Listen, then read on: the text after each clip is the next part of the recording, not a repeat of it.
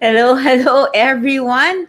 Welcome to Coaching Think Talk. So I am Coach Candee Teng from Life Coach Philippines, and this is coaching for mental fitness. So this coaching conversation is for individuals who wants to become mentally fit so they can be empowered to take full responsibility and accountability with their decisions in life regardless of their mental conditions. And my mission is to empower 1 million individuals to become mentally fit so they can courageously journey outside of their comfortable lifestyle towards the recovery of their broken name, broken identity, and broken dreams so that they can design and truly live a life of responsibly. So thank you for joining me live today, and please leave your digital footprints by letting us know where you are coming from today. And please do tag a friend and circulate this video to help us reach more individuals who might be in need of what I'll be sharing with you for this session. So you may also give some shout outs to people you want to greet and reach out with some inspiring message. So if you are watching this on a replay, please do comment hashtag replay. So I am streaming via FB page of Life Coach Philippines and YouTube channel Coach AI-Connect. So if you are new to our platform, please like, follow, and subscribe. Now for my topic this session, it's all about reduce brain fog and greater clarity of thought. Ayan, this is a very, very exciting topic. Hello, Master Coach Jasmine. Okay. So I really love talking about mental fitness because when you talk about mental fitness, there are so many areas no that you can really talk about. And mental fitness and mental health is actually in every and present in every area of your life. In everything that we do, it involves mental health and your mental fitness. And being an advocate of mental wellness, of course, and advocate of life. Oh, so I used to be clinically diagnosed no, with multiple mental illnesses, and working with Master Coach A. So Master Coach A is my personal coach, and of course our tribe's master coach as well. No, and working with Master Coach A, as I was clinically diagnosed with multiple mental illnesses, we really work on our on my mental wellness, but more on the really allowing myself to become mentally well through different mental fitness. So different mental fitness coaching sessions. It's all really about coaching sessions, processing, and the difference here is it's not just concepts, but it applies to real life. So you get to really experience it. And just interesting no, last night Master Coach A talked about hope. So hope is usually just a concept, just a word, but you have to experience hope in order for you to actually hope. So that's the difference really in life coaching, is you get to experience what mental fitness is all about. You get to experience what mental health is all about, so you can know the value of it in your life. Ayan. Hello, Coach Teen. Okay, so in case you're meeting me for the first time, my name is Coach Candee Teng.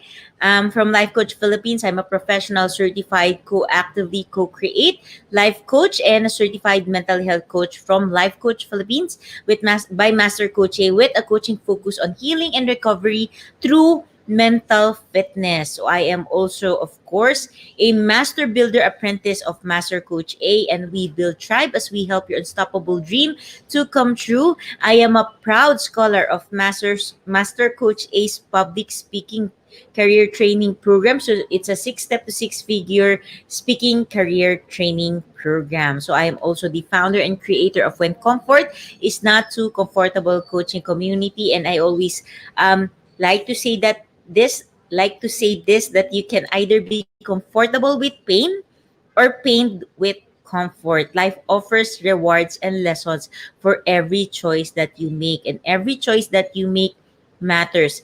Is it going towards the life that you want, even if you are suffering from mental health conditions, or even if you are facing mental health challenges? Okay. So the decisions that you make, is it towards the betterment of your life or towards the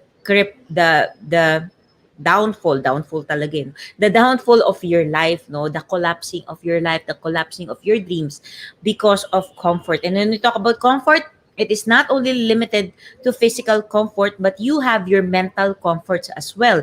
And true enough, for some people who live with pain, pain has been their comfort, and living a life that is pain-free or of less pain, somehow, alam mo, nag-error yung brain nila and they think that there is something wrong. Therefore, they revert back to their comfortable pain.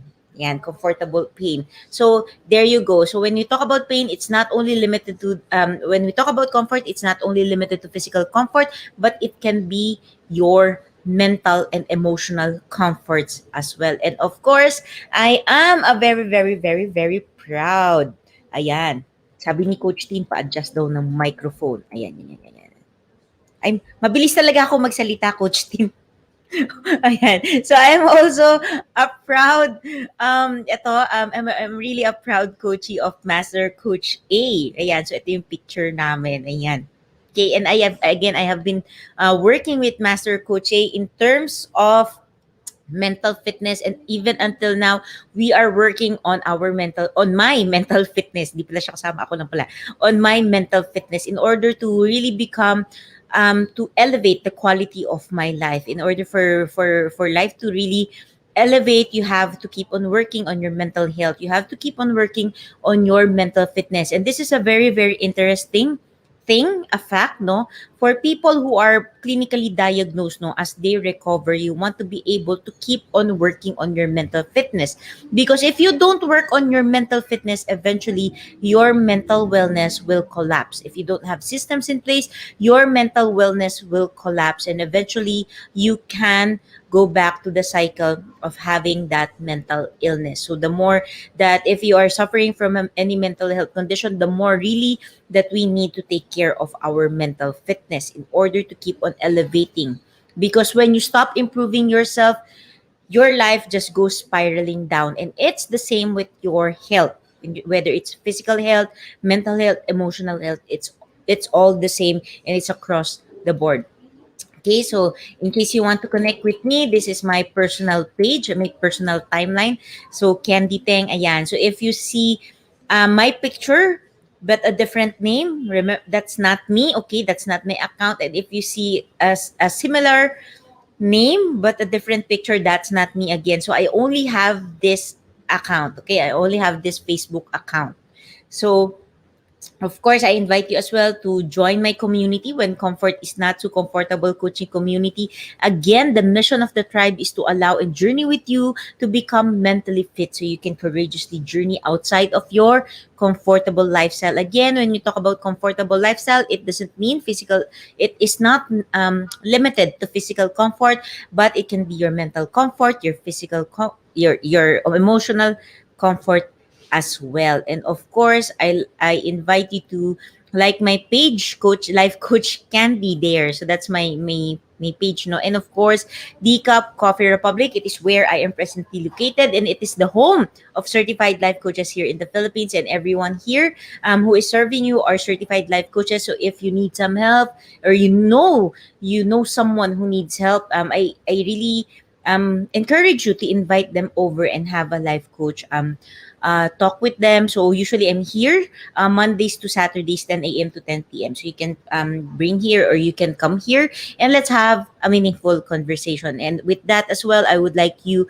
invite you to become a channel of love and hope as you bless someone with a meal from Decaf Coffee Republic. And along with the meal, no, allow your personal message to inspire someone today, like a message of encouragement, a message of hope, a message of appreciation, a message of love, even a message of forgiveness. So allow us to help you bring light into someone's life, especially during this pandemic where everyone is having their own stresses, especially when everyone is into physical isolation.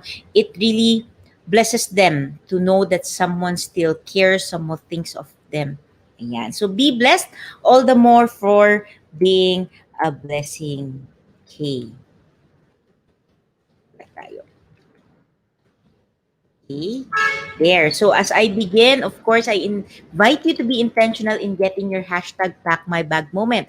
So your hashtag pack my bag moment are key points, aha moments, words, sharing, lessons that resonated with you. These are powerful truths that speaks to your heart and even pinches your heart. And usually when you get this, you say, got it, I got it, I got what I paid for, I got, eto, sulit na ako, sold na ako, ayan. But then again, I'm just we will just go on to the journey, and it's a very very interesting topic, no, brain fog. Ayan. So of course I also encourage you to type in your hashtag pack my bag moment in the comment section below, ATM, no, at the moment. So so you get to become a blessing to the fellow learners who are joining you in the physical space. And of course I encourage you as well to share your hashtag pack my bag moment on your timeline so you get to bless other people as well, especially for those who needs to hear and see your aha moments. And if you want to put a context so people will know where your hashtag pack my bag moment comes from, you can put hashtag coaching think talk or hashtag and hashtag mentally fit Philippines. So before I proceed again, what is mental fitness? So if you see me looking here, I'm looking at the press mat. So because it's bigger here, okay? So when we talk about mental fitness, it's about exercising different areas of your mind to keep them in shape as an athlete would do to keep his body competitive. Ibig sabihin to keep his body functional, okay? And in top shape. And as well, mental fitness is our ability to cope with the obstacles and stimulus in our daily lives. So it involves your mental fitness. And mental fitness is the training that you use to prepare yourself towards the path that you want. And of course it involves the physical actions we take ahead. So when you talk about mental fitness, there has to be an action. It's not enough that you're just reading, but you have to take an action, you have to apply it in your life, you have to incorporate it. Okay, so you have to take action. So just like in physical health, di naman pwedeng iniisip mo fit ka, magiging fit ka na. Of course, you have to take action, you have to do the work. So it's the same with mental fitness. And of course, mental fitness is a system for strengthening and expanding your mind and improving your mental habits, thereby significantly improving your chance of success and happiness in life. So when you talk about mental fitness, just like in physical fitness, when you where you create habits, where you create routines, it's the same with your mental fitness. So there will be mental fitness, there will be mental fitness habits, there will be mental fitness routines, there will be yeah, there you also take care of the food that you eat, because the food that you eat directly affects your mental health as well. But oftentimes people are really just not aware of this, and they just eat whatever they want to eat. And don't worry, I am guilty of this. Ayan, guilty din naman po ako. So don't worry about this, okay? Now, if you see that this picture, what comes to your mind? Ayan. Again, when you see this picture, what comes to your mind? What directly comes to your mind? And sa tingin mo naman, pag ganyan, if that's the case, no, if ikaw yan and that's your brain and may smoke dyan, how do you think you will be responding, or how do you think you will be making decisions in life? Yeah. Okay, so feel free to type your comment in the comment section below. And again, if you're watching this on a replay, hashtag replay, and again, just do share your comments, okay? And I'll get back to you after this live. Okay. So is this familiar, yung naisip mo na, what was I saying again? You know, you were talking with someone and then nawala ka, bilang toot, nag-travel yung mind mo. Or you were talking and then suddenly you ask, what was I saying again? Ayan. So yung mga hashtag relate. So ako, very relate ako dito, okay? And oftentimes when we go out, no, and when we park our car, you know exactly, alam mo, tinandaan mo pa kung saan siya, anong level siya, anong aisle siya, or anong column siya, no, what area it is, what color it is, 'di ba? May mga ganun kasi yung sa parking. So tinandaan mo.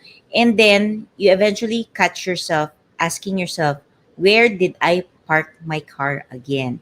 Ayan. So if you can relate, hashtag relate. So it's actually This is actually brain fog. Ayan. Kaya siya may smoke doon sa brain, no? This is actually brain fog. So it's a feeling that our brain isn't working to its cognitive potential, or hindi man lang sa potential, no, but its normal capacity. Yung normal na the way you think, the way yung concentration mo, the way you decide, it's really not normal. Yung feeling mo na lutang, alam mo yung sinasabi nila na nalutang ka. And it's as if there's it's unclear, no? Unclear sa mind mo ano yung nangyayari, tas you are unaware and you just do things mindlessly, no?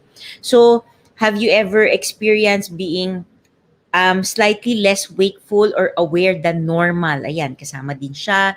And they are not as aware, you are not as aware of time or your surroundings, and you find it very difficult to pay attention. Ayan. Yan. So, yung feeling na basta foggy, may clouded yung utak mo, clouded yung pag-iisip mo, ayan. You feel that your mind is clouded. Tapos madaming ganap sa utak mo. Hello, Coach Mau. Good afternoon. Ayan. So, this is a classic example of brain fog. Brain fog. Kaya siya fog. Ayun. So, when you're feeling foggy, unfocused, disorganized, and like you can't just think. Hindi ka talaga makaisip yung kahit anong gawin mo, but parang hindi ka nakakaisip. Ayan. And your brain is actually sending an important signal that there's an imbalance in your life that needs to be addressed. And it affects your ability to think, and you may find it actually difficult to put even your thoughts into words. Parang di mo siya ma-express, hindi mo siya ma-describe. So, think of it as if your brain is a computer. When it is on brain fog mode, alam mo yung pag madaming tab na naka-open, especially on internet, no, on Google Chrome or Safari yan, if there's so many tab that is open, or many programs that are open, no, all of these programs keeps running in the background, and you are using actually so much power from your laptop or from your computer. So it's the same with our brain. So when we have so much we think about, nakaran lang yan sa background dun sa subconscious natin, and we unknowingly use up tons of memory, of energy, and it makes everything else run slowly. So yung feeling mo, alam mo yung moments na feeling mo loading, yung nag-load yung, parang ba't ang loading yung brain ko? Ang tagal kong maka-pick up, ang tagal kong mag-gets yung sinasabi niya. Yung parang, buffering, loading. Ayan, this is a classic example of brain fog. Okay? Yan. So, ito na. So, brain fog. Okay? So, brain fog is not actually a disease or a disorder, but it is a set of symptoms, okay, that include a general feeling of fatigue and cognitive inefficiency. So this is actually a cognitive impairment, okay, such as reduced concentration and difficulty with memory. And brain fog isn't actually a medical condition, no, itself, but rather, again, a symptom of other medical condition. Okay? Excuse me. So ito pa yung isang maganda example. So brain fog is when you can't think clearly, when you can't concentrate, when you can't talk, words become jumbled or gibberish, okay? So when you can't remember even the simplest things, di ba? Like, where did I put my keys? Where did I put my car? Nasaan yung cellphone ko? Kanina lang hawak ko, tapos biglang di mo na siya mahanap. Yan. So brain fog is characterized by confusion, forgetfulness or memory problems, a lack of focus or inability to focus, and of course, lack of mental clarity. Kaya siya fog. Okay? Kasi di ba pag fog, makikita, walang clear. So, ganun din yung sa brain natin. So, this can be caused by so many factors like overworking, lack of sleep, stress, spending too much time on the computer. And on a cellular level, actually, brain fog is believed to be caused by high levels of inflammation in your brain, and it changes your hormones that determines your mood, energy, and focus. So the imbalanced level of hormones make the whole system wacko, no, nato-thrown off siya. Okay? So some people also describe this as a mental fatigue. So depending on the severity, of course, of the brain fog that you're experiencing, it can, of course, interfere with your work or your school or whatever you're doing. But it doesn't have to be a permanent. It's not necessarily permanent. But pwedeng temporary mo lang talaga na experience yung brain fog. So there's just moments or specific periods of time where you experience brain fog. So, another term that people usually use for brain fog is clouding of consciousness. Okay, ayan. So, okay. So, this is often described as the experience of having a cloud inside your head, and it makes it difficult for you to focus on, especially in daily tasks, and you have trouble tracking what you are doing. Yung tipong, alam mo yung may kukunin ka tapos pagdating mo doon nakalimutan mo yung kukunin mo or pumunta ka doon sa room tapos then suddenly you ask yourself, why did I walk in this room again? Ayan, these are just small classic examples of brain fog, but usually we don't really notice this. Ayan. So this is very interesting. Ayan, hi Winnie. Ayan. Sabi ni, comfort is collapsing our potentials. Yes, si Master Coach Smith. Now, there are actually 8 main causes of brain fog. Syempre, if you want to be able to address brain fog, you want to be able to know ano yung causes ng brain fog. And by knowing these causes as well, you become mindful and you become aware of certain things that is in your life that may probably contribute to brain fog and will give you that okay, kaya pala nakaka-experience ako ng moments that I get to forget something, moments where I get to become unmindful and lack clarity, moments na nagbabuffer yung brain ko. Okay. Ready na tayo. Masaya to. So actually there are two categories when you talk about causes of brain fog, no. There are lifestyle related, it's either lifestyle related or it's a side effect of a medical condition or medication. Okay? So the first one is you are eating the wrong food. Nako, ito naman si food. Kaya tayo may coaching for mindful eating. Ayan. So, yes, balik po tayo. Even the smallest thing, food affects your mental health. But oftentimes, people really are not educated in this, okay? So, eating the wrong foods is by far the most common cause of brain fog. Okay? So, and since it's food, this is of course one of the easiest way to fix it as well. Well, for some it may not be easy, no, kasi because food is a diet, it's lifestyle, okay? So what you want to watch out for are actually sugar, no? Sugar, your brain actually your brain uses glucose, no, as fuel. But ito na, refined carbohydrates like sugar and high fructose corn syrup are not good sources of fuel. So your brain gets a burst of too much glucose. Pag madami kang glucose kinakain, yung mga mahihilig as well with white rice. Ayan. Ayan. Guilty. Ayan, yung mga the double dosage of rice, okay? So again, rice is not literally bad, no? But too much of everything makes it bad, okay? So when you get to double the portion size of what you eat, it's actually too much, okay? So your brain gets a burst of too much glucose, then too little. So nag-shift siya. So low glucose in your brain leads to brain fog. So mood swings, irritability, tiredness, mental confusion, and even impaired judgment pag kulang ka ng glucose. So it is also not recommended for you to go into no carbs diet kasi nga carbs is also a primary source of energy in your body. So you want to be just able to balance it, okay? On the other hand, high glucose levels naman lead to insulin resistance and diabetes, both of which have been linked to Alzheimer's. So, dalawa siya. If sobra ka and if kulang ka sa sugar, it leads to brain fog.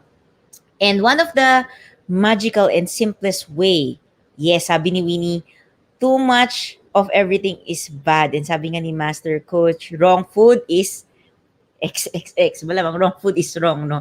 Okay. So, a way to fix this is actually to increase the fat in your diet. Yes, fat daw, okay? But hold on, huwag muna tayo magre-react, okay?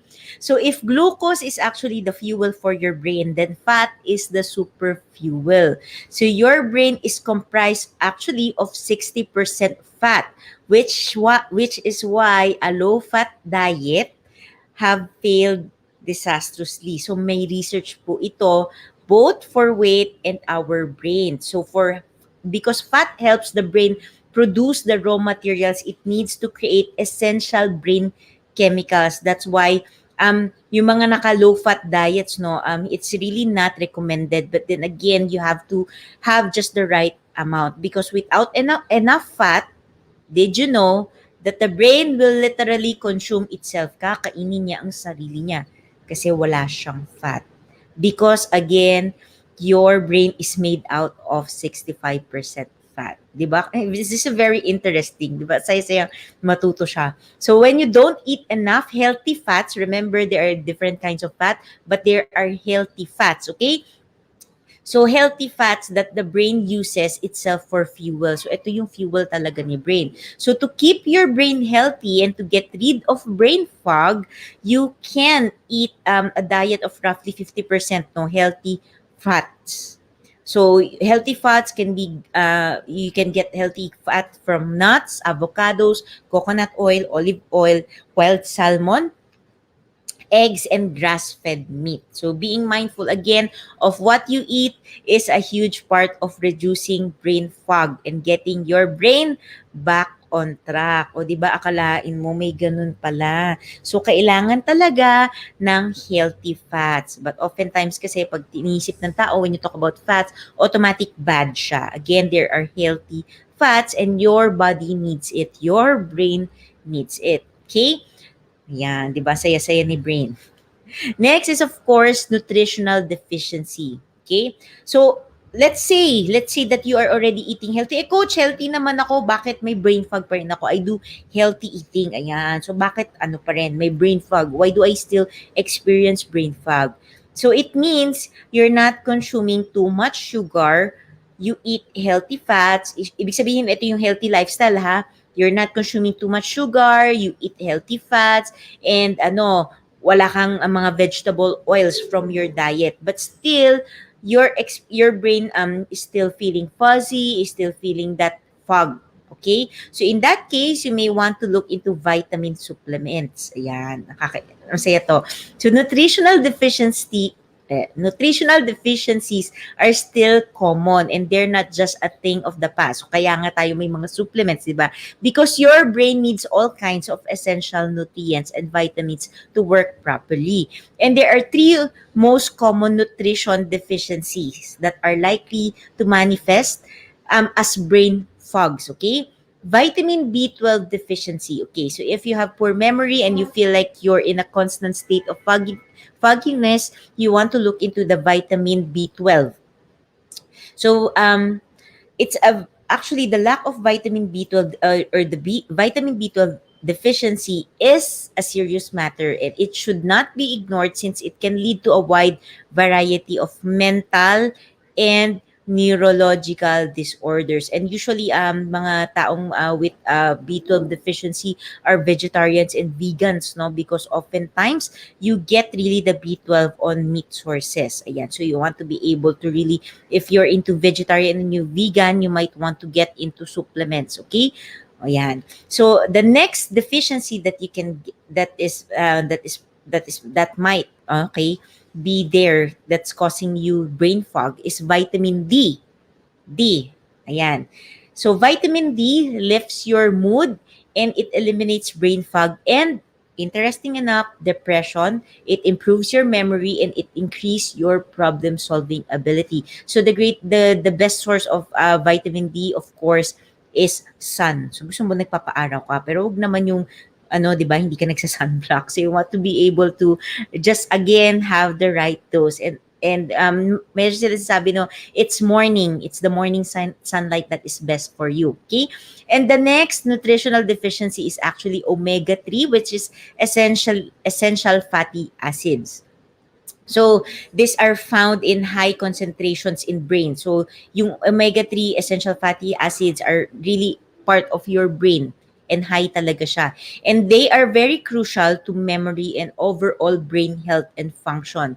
Ayan. But these are usually lacking in our diet. And if you are asking, no, ano ba yung best dietary sources? It's actually a wild caught fatty fish like sardines, salmon. Ayan, 'di ba sinasabi nila salmon is a good source of omega-3, yan yon. And trout. And if again you're vegetarian, you might want to get this from healthy fats as well, because there are healthy fats that are good sources of omega-3. There are proteins as well that is good sources of omega-3, and there are as well supplements. Okay? Now, the next cause is actually lack of quality sleep. I'm not talking about sleep na kailangan 8 hours, no. Again, it's all about quality. Okay, so sleep is critical to the way your brain works, both short term and long term. So because while you sleep, the cerebral fluid rushes in, power washing your brain, nagpa-power wash niyo yung brain nyo. So, dinidetox niya si brain and clearing it off from any debris. Yung mga madudumi, dinidetox niya. So, meron din si brain na ganun. Also, it's during sleep that you consolidate memories so you can remember what you learned the previous day. So, did you know that every day you lose brain cells? Yes, taray, di ba?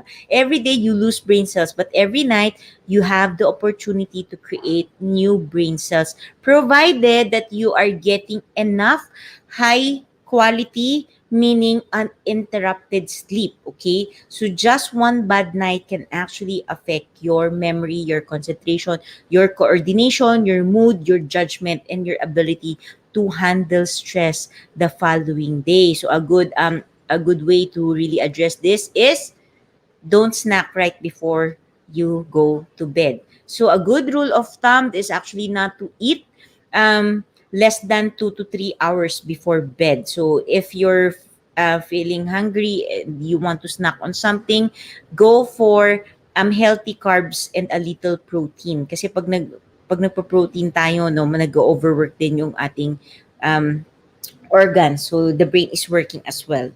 Okay? And of course, we all know this, chronic stress. Ayan, so nakita niyo si brain, ganun na siya. So stress has actually become weird, no? It's as if it's a badge of honor. It's something, alam mo, pag stress ka, it's something to be proud in our culture, in the way that society works now. It's because stress is equated, no, with being productive and being successful. However, being stressed puts you at a greater risk for every major disease that you can think of, because when you are stressed, you automatically lower down your general immune system. Di naman general, but your immune system. Ayan.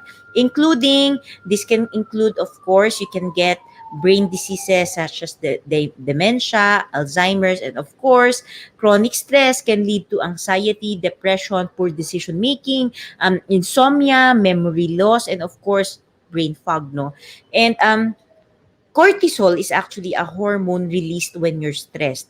And it's actually the cortisol, it's good, fine lang talaga siya in small amounts. But too much of stress hormones can interfere and lead to a surplus of free radicals, which of course damages our brain cell membranes.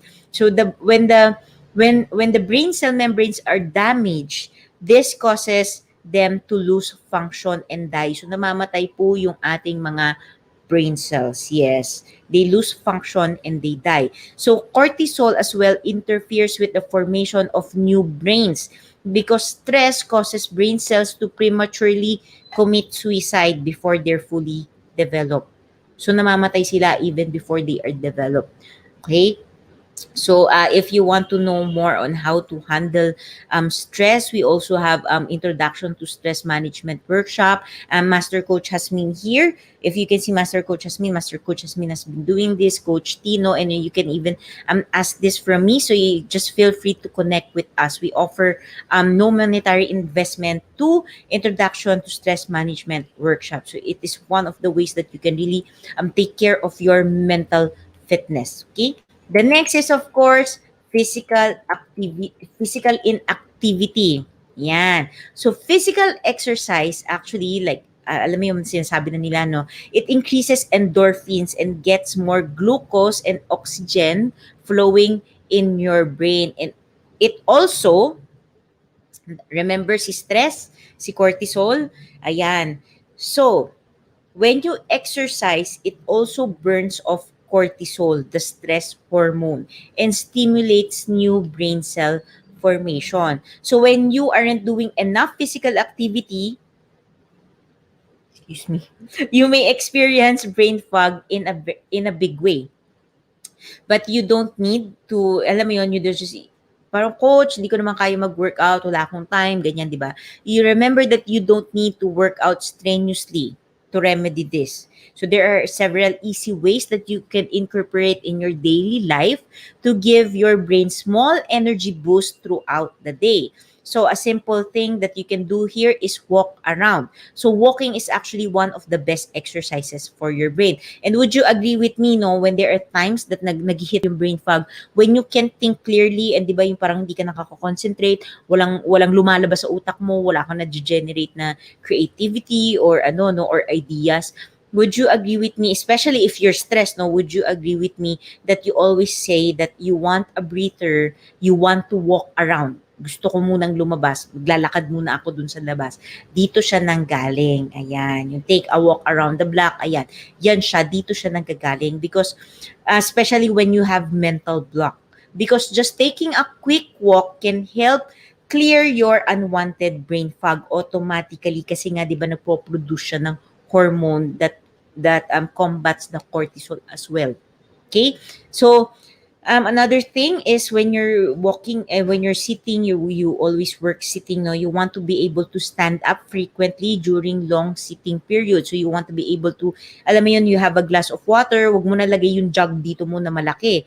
Okay? So you want to be able na this is intentionally, remember that malayo yung kinukuha mo ng tubig and you just want a glass of water, and then you want to be able to, from time to time, you want to stand up, go there and grab some water and go back. Okay?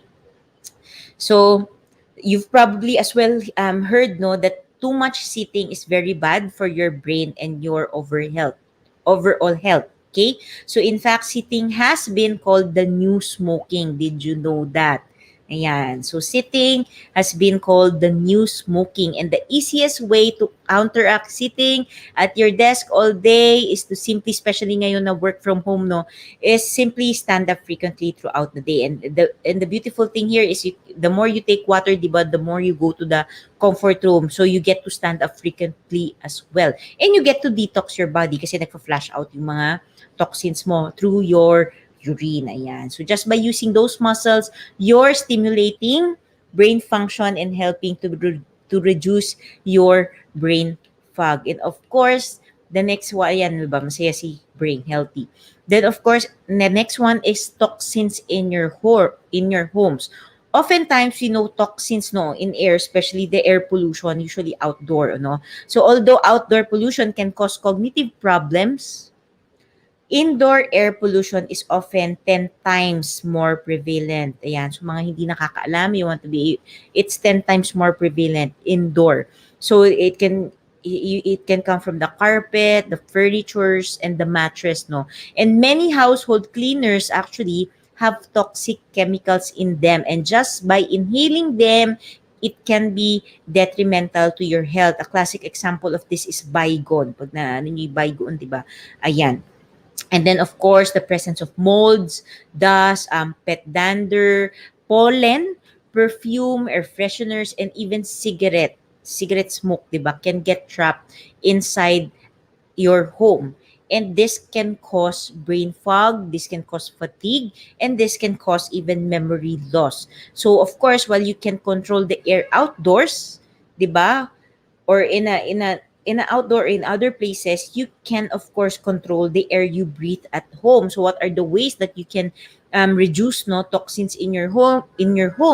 Then you can switch to natural cleaning products and personal care products. Yan.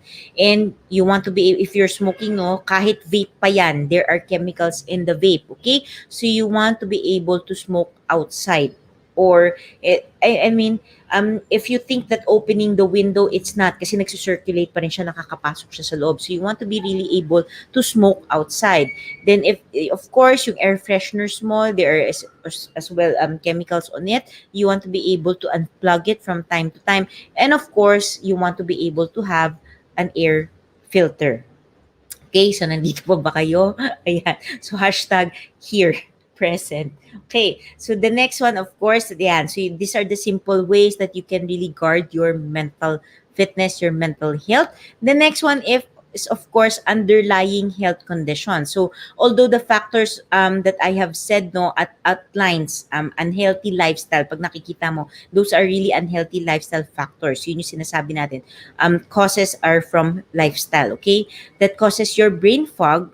There are also underlying health conditions that plagues many people, and it's the root cause for their cognitive issues, okay? So again, no clinical definition. If we really research on this, there is no clinical definition of brain fog, and therefore wala talaga siyang brain fog test, okay, that you can take to determine if you have brain fog. However, a doctor, okay, a medical doctor can test you for underlying health conditions which could be actually the source of your problem. So brain fog is a common side effect of many medical conditions. Okay, so again, brain fog is actually a common side effect of many mental health conditions. So I will be sharing some, but then again, this is not to encourage you to self-diagnose. This is just for awareness. Now, if you think you want to be able to visit your doctor. Okay, you want to be able to see a professional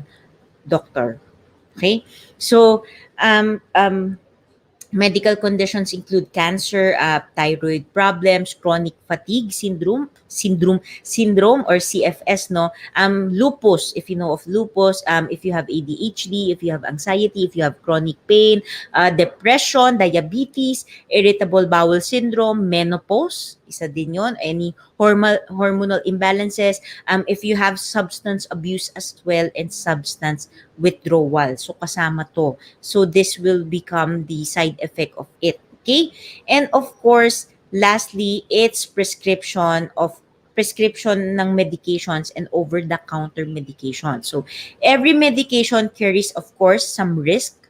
So brain fog is one of the most commonly reported side effects of prescription and OTC or over-the-counter medication. So especially the cholesterol lowering drugs and prescription ng sleeping pills. So these are very notorious in causing memory loss or causing brain fog. So madami pa, no, and I'd just like to read this, that an entire group of drugs known as anticholinergics, so kaya to ni Master Coach Asmin, ayan, work by blocking the action of a certain chemical in your brain that is responsible of memory and learning. So nabablock kasi ng chemicals na ito, okay? So typical side effect of these drugs include brain fog, forgetfulness, and inability to concentrate. So certain over-the-counter medicines that gives brain fog as well are allergies.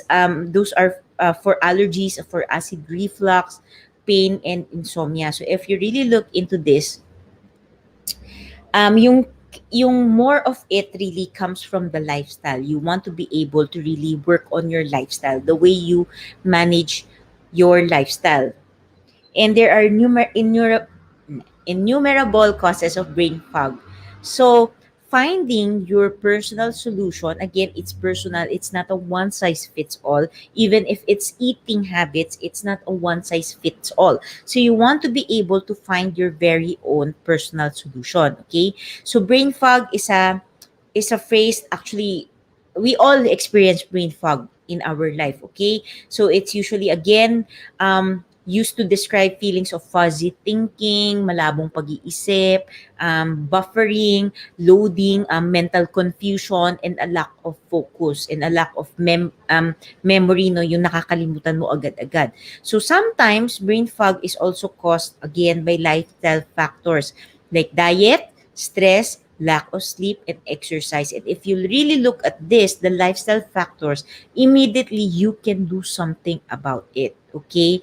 Whereas, of course, if it's caused by underlying health condition, no, like as the medication, a health condition, you can become proactive about adapting a brain healthy lifestyle, because you have to remember that no one cares about your brain as much as you. So the question is, how are you really caring for your brain? So if you look at this, especially this slide, if you look at this slide, these are lifestyle. These are the things that we do every day. But this is already part of your mental fitness. So with the food that you eat, with the nutrition that you are putting inside of your body, with how you live, no, when you say yung sleep mo, quality of sleep, and how you respond to stress, how are you actually taking care of your mental health? Because all of this, actually, your mental fitness is very much incorporated with the way you live your life.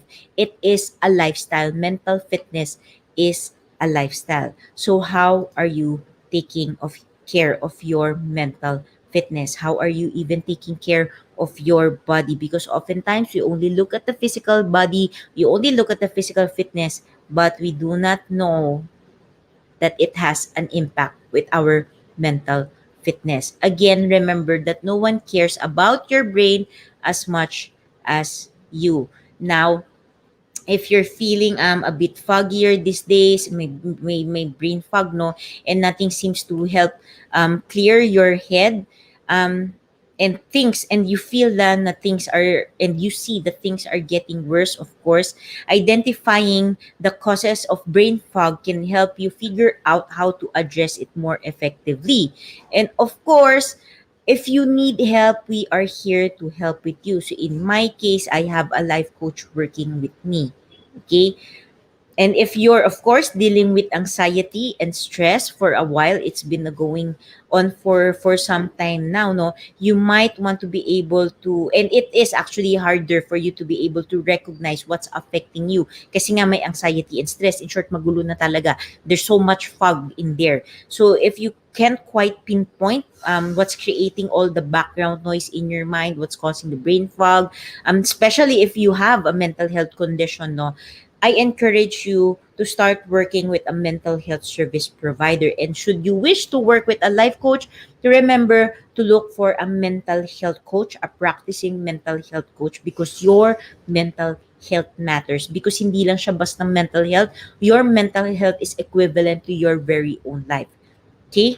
So you want to be able to get help, ask for help, especially if the mental symptoms are severe enough that they are already interfering with your daily life, with your daily functioning, and you see that there is no improving and nakikita mo nag-worsen siya. I really, really do invite you to connect with me. Connect with me. I'd love to journey with you. And these are my contact numbers. And as you connect with me, of course, I have these worksheets that I can give you, no? These are self-care checkup worksheet. These are mindset checkup worksheet. They want to be able to really assess where it is coming from, where the brain fog is really coming from. And so, the health effects, of course, of the public health emergencies because of coronavirus, no, pandemic, because of the pandemic, don't just goes actually beyond the physical health, and it is actually taking an enormous mental toll in our health. Okay, and often this can even harm our children the most. We often don't see this, so we must do more to know how to ensure mental health through mental preparedness. You want to be able to mentally prepare yourself in order not only to protect you, but to protect your family, to protect your children as well. Not only from the pandemic, no, but from the challenges that comes with it. So mental preparedness is vital to reduce the detrimental effects of stress, especially during these times of challenging situations in your overall well-being. But it is not only limited to pandemic, no, this can be, you can incorporate mental preparedness in all areas of your life, and this is actually part of your mental fitness as well.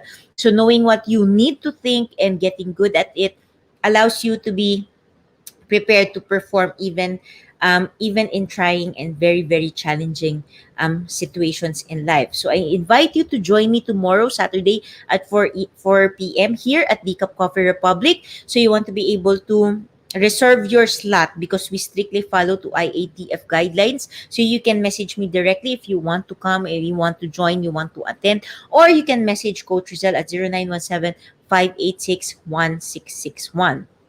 And as I end, of course, this conversation, let me invite you to be part of what we are doing as an organization of professional certified life coaches. So I am inviting you to join and be part of the Be Learning journey for living smarter with monthly perks. So last May, Master Coach A launched the Be Learning Society, which is the tent maker of Be Learning homes for mental fitness. And D Cup Coffee Republic is hosting the Be Learning e-card that unlocks opportunities to smarter living with monthly perks. So you will be getting three perks. Okay, the first one is a 5% food and beverage discount from Decaf Coffee Republic. The second is, of course, the Mental Model Masterclass by Master Coach A, which happens every third Saturday of the month. So you want to be able to schedule that already, no? And of course, lastly, it's a 90-minute coaching session with senior coaches from Life Coach Philippines. And for this month's Model Masterclass, scheduled tomorrow, which is July 17 at 7 p.m.,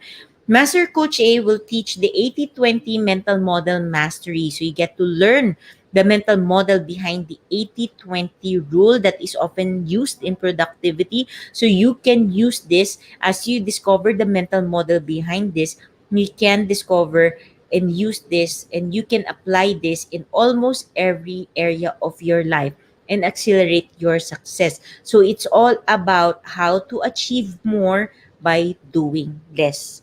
And if you're someone who is really pressed in time and you're having a hard time managing the time, no, you always go, sabi mo puro work na lang ganyan, you want to be able to really, I invite you to join us because this will help a lot. This will help a lot. And I'm working with Master Coach A. I have been continuously learning about mental models. I have continuously been learning about how the brain works. It is really helping in terms of my mental fitness. So if you again want to elevate the quality of your life, if you really want to work on success, Be Learning card and Be Learning Society, learning about the mental models is the way for you to go, because as you learn from different 600 mental models or 600 mental models out there, you can eventually see what will work for your mind, for your brain, and then you can even sculpt your own mental model to your success. So I invite you really to join us. So if you have any questions, feel free to connect with me. I'd really love to explain this to you.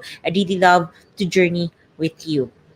And for individuals, of course, who intend to embark on a journey of becoming a certified life coach, Master Coach A now offers co-actively co-create life coach certification program. So this is a comprehensive approach to learning and mastering life coaching as an active process of creating a new path to achieving results in life so that your success is inevitable in every coaching relationship. So this includes a 21 web-based learning, a 3-day live coaching bootcamp with Master Coach A, and a 3-day live business bootcamp with senior coaching team. And the program package also comes with many other bonuses. So just connect with Coach Rizal to learn more through 0917-586-1661, and you get to discover the opportunities waiting for you in this very, very fulfilling profession, which is actually the second fastest growing profession in the world today. So do join us again for another coaching conversation tomorrow with Coach Orville for Coaching for Courageous Living at 10 a.m. Master Coach Jasmine for Coaching for Frontliners at 2 p.m. So if you know frontliners, and we invite you, I encourage you to invite them. And of course, Coach Joanna for Coaching for Moms in Transition at 4 p.m. So once again, this is Coach Candee Teng from Life Coach Philippines for Coaching Think Talk. So coaches like us think and talk like this, and this is us in the Philippines. Labang boom, labang boom, labang boom. Bye-bye!